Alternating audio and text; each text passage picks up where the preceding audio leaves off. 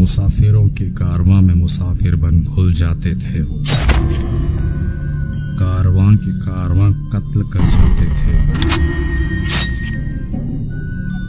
देश में 10,000 थे और हर साल 30,000 राहगीरों को मौत की नींद सुला देते थे वो।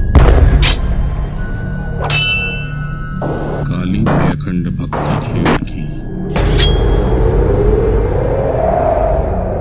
और कंपनी सरकार भी खौफ में थी उनकी, क्योंकि वो थे थग्स और हिंदोस्त।